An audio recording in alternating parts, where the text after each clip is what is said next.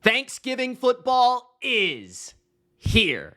Welcome, football fans, to another BLV Picks video. In this video, an exclusive Thanksgiving breakdown. I'm talking about picking each game straight up versus the spread and the total for each Thanksgiving football game and the new Black Friday game between the Raiders and the Chiefs. If that sounds good, Gronk, spike the like button, and don't forget to subscribe for more NFL picks and best bets every week on the BLV. Let me know in the comments who you think will win the games on Thanksgiving and this Friday. My normal picks for the Sunday slate will be, of course, Wednesday night live on the channel.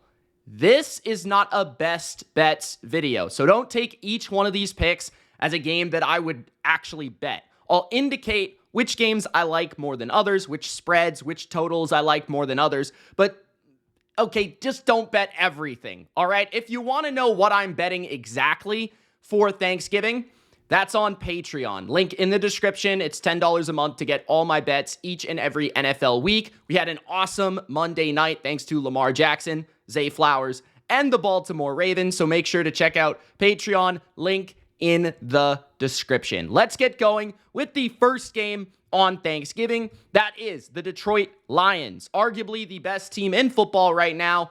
The Lions are laying 10 at home versus the Chicago Bears, and Caleb Williams. 48.5 is the total. Breaking down the game, the Bears have been playing better the last couple of weeks. Since their embarrassing stretch against the Cardinals and the Patriots, they switched their offensive coordinator from Shane Waldron to Thomas Brown, and their offense has been playing quite a bit better. Caleb, in general, has been playing better, more decisive football, quicker with where he's going with the ball. I think he's been more creative when running. And I think overall, the rhythm of the offense and the balance of the offense has been much more in sync. So that's nice to see. I'd also say that defensively, Chicago typically has been good against the pass this season and bad against the run. Last week, Sam Darnold did torch them pretty good, but I do think there was a gravitational force as to why. The Bears were obsessed with shutting down Justin Jefferson, which pretty much allowed everyone else to go off. I'm not sure the Lions have exactly that same type of player that has a gravitational pull. Maybe you could argue Amon-Ra, but I don't really think so. So I think the Lions will have to lean on the running game pretty effectively here to be able to move the ball. I'm not saying they can't throw the ball in this game, but that's probably the tougher matchup of the two. When I look at the past history of these matchups, it has felt like Chicago has played the Lions really well in recent years, including last year, where I think the Lions had to storm back against the Bears. And then I want to say the Bears did beat the Lions in one of these matchups last season, if I'm not mistaken. I do feel like, and that was with Justin Fields, but this is still Matt Eberflus's Bears, and these two teams, for whatever reason, have played close and competitive games. I would say that Caleb is probably a little bit of an upgrade over what Justin Fields was and is as a quarterback, especially in terms of the passing game. The Lions defense has been one of the more underrated units in the NFL this season, and especially recently. They just shut down Anthony Richardson, and Richardson really couldn't do anything in that game, couldn't complete a pass. They couldn't run the ball with Jonathan Taylor, which was impressive for the Lions, but they were playing an undermanned Colts offensive line as well. But that game was also on the road in Indianapolis in a setting where a lot of people thought the Colts would make that competitive, and it wasn't really. It was just a absolute stifling by the Lions and a controlled win against the Colts. So I look at this game as, yes, divisional contest, yes, some familiarity between coaching staffs. I think Chicago, because they've played the Lions pretty well recently, that is interesting. I also look at the Bears and I say, like, on the surface, offensively, I think they should be able to throw the ball in this game because, you know, if the Lions are a team that doesn't have the best pass rush in the world and they do like to play a lot of man, if they're taking, you know, Rome Odunze, DJ Moore, and Keenan Allen and Cole Kmet in man coverage consistently, I'm not sure they're going to be able to match up that effectively against one of the best overall receiving cores in the NFL. So that's an interesting matchup, and it's kind of dependent on how Caleb plays. If he's playing quick, if he's playing accurate football, then I could see the Bears moving the ball better than people think. But at the same time, I think the Lions will be able to run the ball, dictate pace, get a lead, and then be able to just play their type of football game. I don't see how the Bears consistently slow down the Lions offense with how they're playing and how they're running the ball, considering how bad the Bears run defense is. I just think they're going to be able to get whatever they want in short yardage, in the red zone, and on early downs. So it makes me lean definitely towards the Lions. I'm going to pick them to win the game. In terms of the total, I actually think I lean towards the over 48.5 because I could see a scenario where the Bears are moving the ball and scoring some points and making this one pretty fun and interesting. Or there's a possibility where the Lions maybe lay off the gas later in the game where the Bears are able to get some sort of scenario where they're able to put up some points, kind of like they did against the Vikings to force overtime. So I could see this game going over 48.5 because I like the receiver matchup of the Bears against the Lions secondary. In terms of the 10, it's a really tricky. I mean, the Lions are a covering machine, but I don't think the Lions, through their history recently, even under Dan Campbell and Jared Goff, have played well on Thanksgiving. Last year, they lost to the Packers outright as 7.5 point favorites. I don't think they've ever won a game on Thanksgiving, Jared Goff and Dan Campbell. So that's also kind of interesting. This, I do think, will be their first win. I kind of lean towards Chicago in my gut to cover this, just because I do think they're going to be able to move the ball and score. And I do have enough of a feeling for Chicago's pass defense to be decent, but I don't know. Like this is one I would not bet on the spread. I just think it's a lot of points in a divisional matchup. And given how the Lions have performed on Thanksgiving, I don't know if I necessarily feel like they're just going to blow out the Bears. I think a lot of people are going to expect a blowout, but I'm not necessarily one of those people. I do think this could be a little bit closer, given how Chicago has played in recent weeks. I thought they played the Packers, a division rival, extremely well. I thought they played the Vikings, in a division rival, extremely well. Those games were at home, but this game is in a dome in Detroit where, hey, I think Caleb is better suited for that environment. I really do. I think the way the Bears want to play offensively is better suited for that environment as well. So I'll take the over, I'll take the Lions to win, and the Bears to cover. That will be my picks for the first game. Hoping for an entertaining game here, not just the Lions blowout. Next, we've got the New York Giants at the Dallas Cowboys. My gut tells me to take the Giants. I don't really know why. The Cowboys are not good on Thanksgiving, typically. Last year they were. They dominated, I think it was Washington in this spot last year.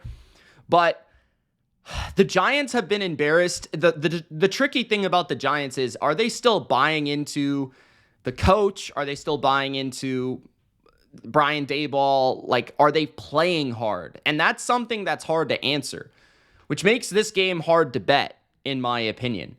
I actually do like the under 37.5. I think both defenses will show up against two pretty bad quarterbacks in Tommy DeVito and Cooper Rush. I mean, Cooper Rush's arm makes Mac Jones's arm look like John Elway in 1987. So I do think that the Giants are going to be able to rush the quarterback and get pressure on Cooper Rush. I do think CeeDee Lamb should have a pretty good game here, though. And being that the Cowboys don't run the ball particularly well, that is one of the Giants' biggest weaknesses. Meanwhile, the Giants should be able to run the ball against the Cowboys, a team that isn't very good against the run.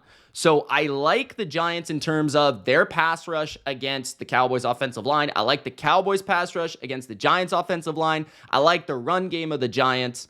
And I do feel like there's something about this matchup where the Giants have to respond for the embarrassing performance they laid at home against Tampa.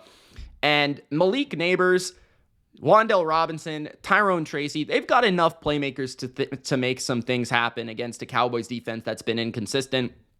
As long as they don't kick the ball to Turpin, they should be okay.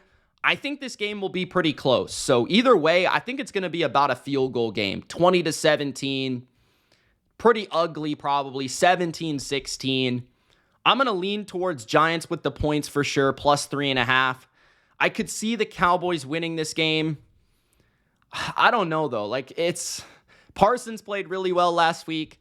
The Cowboys played really well last week. I think a lot of the people are going to be betting on the Cowboys because they beat the Commanders, but I think a lot of that was more to do with the Commanders than it was about the Cowboys. I'm going to be honest. Let's go. This game stinks. Okay, we've got Tommy DeVito and Cooper Rush. Let's go with Cowboys to win, Giants to cover. We're gonna go get Cowboys to win, Giants to cover by a field goal. Let's go 20-17 Cowboys. So I'll lean towards the under, right underneath 37. I think the pass rush of both teams has a factor in this game. I wouldn't be surprised by a Giants upset, to be honest. Tommy DeVito winning on Thanksgiving would just make too much sense. So I'm going to shy away from picking it. I'll go Dallas to win by a field goal. I don't feel comfortable about this game, as you guys can tell, at all. Any area of this game that I'm kind of thinking of right now that I feel like I should expand on? I mean, honestly, Mike McCarthy is probably the better coach, but Daboll is kind of fighting for his job at the same time. I think a win on Thanksgiving against the Cowboys would help. It would definitely aid him, but I just don't know what response we're going to get out of the Giants. It makes it really tough, man. I really don't know. The other thing is, like, the Giants secondary has been pretty booty, but at the same time, it's Cooper Rush, and they've just been targeting the middle of the field, like, constantly with their tight ends. So this one is just kind of a stay away. But if anything, I'd take the Giants with the points, to be honest. I don't know why Cooper Rush is laying 3.5 in any game. So I'll take the points. Next up, 47 is the total. Packers are favored by a field goal, heavily juiced towards Green Bay. I would say that probably going to be a 3.5 here for the Packers, -3.5. At home against the Dolphins. This is just classic. I'm not going to overthink it. It's the Miami Dolphins with Tua in cold weather. It's simple. It's the Packers. It's at Lambeau Field. It's a primetime game. The Packers are the better team, in my opinion. They're at home. They're in an environment that suits them. I'll pick the Packers. Like, it's really that simple. I'm not gonna try to find some sort of thread to thread my needle through with the Dolphins here. I have the Packers rated higher. I think the Packers are the better team. The Packers are in the cold. The Dolphins don't like the cold. The Dolphins, mediocre run defense. I think Green Bay should be able to dictate pace. They're a very good running team. Josh Jacobs has been an animal. This is why they signed Josh Jacobs for late season, cold weather games.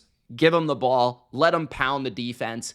I also think that the Packers do have a pretty big speed advantage at wide receiver when you talk about Watson and Reed versus some of these older defensive backs of the Miami Dolphins. I think they will be able to create some explosives down the field. A lot has been made of how Tua's playing lately. He's playing amazing, apparently, but he's been playing the Patriots, the Raiders, the Cardinals defense. Not exactly the most household name defenses in football, and a couple of those coming at home in recent weeks against the Raiders and the Patriots. What do the Dolphins do over the last couple of years with McDaniel and Tua? They destroy bad teams. That's just been how it is. I do think Miami's offensive line is extremely underrated right now, and I do think the Packers struggle to rush the passer.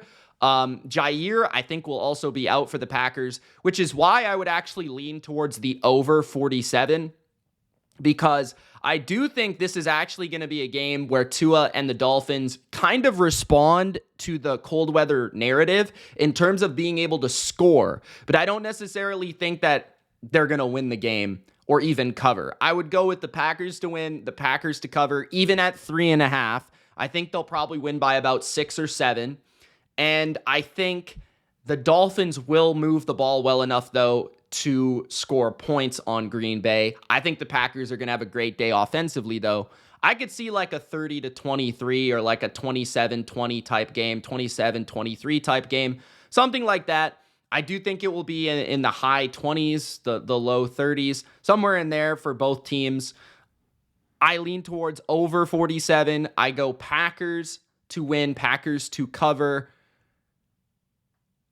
Dolphins, I think, without Alexander, they should have great matchups on the outside at wide receiver. They should be able to make plays against this secondary. I mean, McKinney has been an absolute baller, but the Packers have been a pretty terrible man coverage team. They play a ton of zone, which is, I guess, what you want to play against the Dolphins. But at the same time, McDaniel, I think he'll find ways to get his running back out in space, get Jonnu Smith involved, open up some lanes for Waddle and Hill in the passing game, and for them to create easy yards after catch opportunities in the cold weather. So, yeah, Miami is finesse. This is not a team that travels to cold weather environments well. Lean towards the Packers, but I do think they'll still score enough points. Maybe even it will take them a little bit of time to warm up. In the second half, they'll start getting it going. But I still like the Packers to win and to cover. So those are your Thanksgiving picks. Packers are the primetime game. Looking forward to that game. That's a very big game for Miami and still a pretty decently big game for the Packers considering their spot as right now they're third in their own division, which is insane because they only have 3 losses.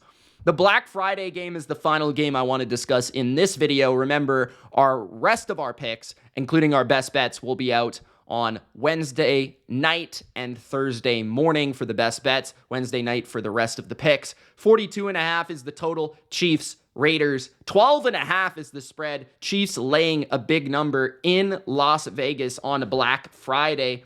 This is a game that I remember on Christmas last year where the Chiefs lost outright to Aiden O'Connell and the Raiders. The Raiders were a much better defense last year, much better team, in my opinion, last season. They played earlier this year, and I want to say the Chiefs won by a touchdown. I'm going to look that up real quick. I want to say they won by a touchdown earlier this year. I think it was like 27-20. But I don't know. I think Desmond Ridder is the quarterback for this game. I'm pretty sure Aiden O'Connell is not ready to return. Yeah, it was 27-20. And that game was in Vegas. So this game's in Kansas City, I assume then. So I have the location wrong. But this is a game that is kind of another kind of simple take. I don't really want to go crazy here. I think the Chiefs are going to win, but I'm going to go with the Raiders to cover. The Chiefs are, at this point, historically awful at covering big numbers. The first game was 9.5 was the spread. 9.5 in a division rivalry game. And that was in Vegas, right? But it opened at 9.5. It actually went down to 8.5. And the Raiders still managed to cover that. And the total was 42.5, which is the exact same total as this game. It ended up going over. Now we have to think about, well, it's in Kansas City, the weather, the outdoors environment. Desmond Ridder's the quarterback, not Gardner Minshew. Oh, man, I don't love how the Chiefs defense is playing. That's probably the most inconsistent thing about this game. I want to say under 42.5. I really do. My gut says under. But at the same time, the Chiefs offense has been playing better. But they played Carolina, is it repeatable? The Raiders defense didn't play half bad against the Broncos, but the Broncos kind of unleashed on them in the second half. Ridder is really bad. He's really bad, but I think if I'm going to lean towards the Raiders to cover this, I also got to kind of go with the under, I feel like. So I'd take the under. I'd take the Raiders plus 12.5. I think the Raiders, they moved the ball pretty well on the Chiefs in the first game, and the Chiefs defense has not been playing that well lately. I mean, the Panthers moved the ball well. The Raiders offensive line, not bad. I think they'll be able to protect him. I think Jacoby Myers, Brock Bowers, Tucker, these guys aren't playing too bad. Amir Abdullah looked pretty good. Madison could be back for the Raiders. Those things will help them move the ball a little bit. Could this be a spot where the Chiefs unleash? Maybe, but we just haven't seen it at all. They just play with their food and they let teams hang around. There is no science to this, guys. There is no calculated reason why the Chiefs shouldn't blow out the Raiders, considering they're starting Desmond Ridder. But the Raiders have played the Chiefs well, and the Raiders are going to be up for this spot. And, Max Crosby's going to be a demon, and he's going to be getting after Patrick Mahomes. And the Raiders have had good game plans on defense against the Chiefs. As long as they just don't get bullied in the run game, which I don't think they will. Maybe they'll give up some explosive runs. Pacheco will be back. I think they'll be all right in this spot defensively. So give me the under 42.5. Give me the Raiders to cover, Chiefs to win. They'll definitely be in control of the game. I just don't think they're ever going to have to push it to multiple scores to win this thing. I just think they're going to casually go about their business. Remember, the Chiefs have to play 3 games in 2 weeks, basically. So that is also a point where if they're in the fourth quarter, maybe they kind of rest some guys. They don't play them the full amount of snaps, guys like Chris Jones. So just throwing that out there, but that's my pick for that game. Just don't overcomplicate it. Go with the Raiders to cover. That is it for the Thanksgiving Black Friday slate preview. Hopefully you enjoyed. If you did, spike the like button. Don't forget to comment your opinion. What is your best bet for Thanksgiving? I'm going to sit back. I'm going to think. I'm going to double back. And I'm going to post all my picks on Patreon Wednesday night. So you have time, guys. Go check out the Patreon. Link in the description. $10 a month for all my bets. Thanksgiving's going to be fun. Let's have some fun. Let's make some money. And good luck on your picks. And happy Thanksgiving. Peace.